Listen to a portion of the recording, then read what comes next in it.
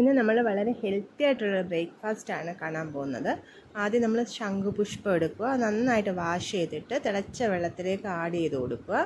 എന്നിട്ട് അത് നന്നായിട്ട് തിളപ്പിക്കുക. അതിനുശേഷം അത് കുറച്ച് സമയം ആറാൻ വെക്കുക. അത് നന്നായിട്ട് അരിച്ച് മാറ്റിയതിന് ശേഷം ഒരു 10 മിനിറ്റ്സിനുള്ളിൽ അത് നന്നായിട്ട് തണുത്ത് കിട്ടും. അതിനുശേഷം നമുക്ക് എത്രയാണോ ബാറ്റർ വേണ്ടത് അത്രയും ദോശയുടെയോ ഇഡലിയുടെയോ ബാറ്റർ ഇതിലേക്ക് ആഡ് ചെയ്തിട്ട് നമ്മൾക്ക് ആവശ്യത്തിന് ഉള്ള സാൾട്ട് കൂടെ ആഡ് ചെയ്ത് നന്നായിട്ട് മിക്സ് ചെയ്യാം. നന്നായിട്ട് മിക്സ് ചെയ്തതിന് ശേഷം ഇത് നമുക്ക് ദോശയായിട്ടോ ഇഡ്ഡലി ആയിട്ടോ നിങ്ങളുടെ ചോയ്സിനനുസരിച്ചിട്ട് എന്തായിട്ടും ആണെങ്കിലും നമ്മൾക്ക് റെഡിയാക്കാവുന്നതാണ്. ഞാനിവിടെ ദോശയാണ് തയ്യാറാക്കാൻ പോകുന്നത്. ഏത് ദോശ വേണമെങ്കിലും തയ്യാറാക്കാം. ഞാനിവിടെ നോർമൽ നമ്മുടെ ഗീ റോസ്റ്റ് മോഡലിലുള്ള ഒരു ദോശയാണ് തയ്യാറാക്കാൻ പോകുന്നത്. ഈ ഫോട്ടോയിൽ കാണുമ്പം അത്ര ഒരു കളർ എഫക്റ്റ് ഇല്ലെങ്കിലും ഇത് നല്ല ബ്ലൂ കളറാണ്.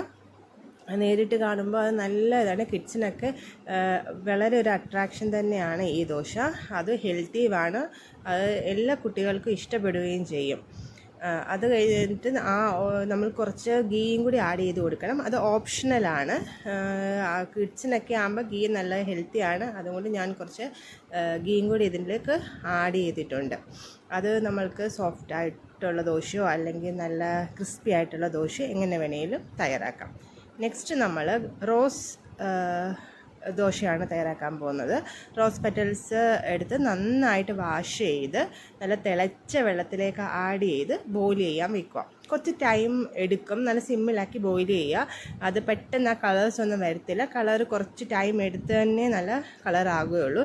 അതും ഇതുപോലെ നന്നായി തണുത്തതിന് ശേഷം നമുക്ക് ആവശ്യത്തിന് ബാറ്റർ ഒഴിച്ച് ഉപ്പ് ഒഴിച്ച് നമുക്ക് ദോശ തയ്യാറാക്കുന്നതാണ്. ഞാനിവിടെ കുട്ടി ദോശയാണ് തയ്യാറാക്കിയത്.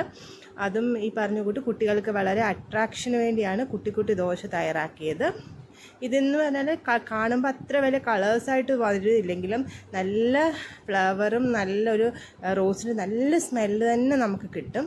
പിന്നെ അതിൽ മണ്ടയ്ക്ക് ഇതുപോലെ ഓപ്ഷണലാണ്. ഗീ വേണമെങ്കിൽ ആഡ് ചെയ്യാം. പിന്നെ കുറച്ച് ഒന്ന് ക്രിസ്പി ആയതിന് ശേഷം നമ്മൾ മറിച്ചിടുക. അല്ലെങ്കിൽ കുറച്ച് ഒട്ടിപ്പിടിക്കുന്നതായിട്ട് ഫീൽ ചെയ്യും. അതിന് കുറച്ച് സമയം കൂടെ എടുത്ത് കുറച്ചൊന്ന് ക്രിസ്പി ആയതിന് ശേഷം അത് തിരിച്ചിട്ട് നല്ല മൊരിയിച്ച് എടുക്കാവുന്നതാണ്. ഇത് നല്ലൊരു രണ്ടും നല്ല ബ്രേക്ക്ഫാസ്റ്റാണ്. കുട്ടികൾക്ക് എന്തായാലും ഇഷ്ടപ്പെടും. തീർച്ചയായിട്ടും എല്ലാവരും ട്രൈ ചെയ്ത് നോക്കണം.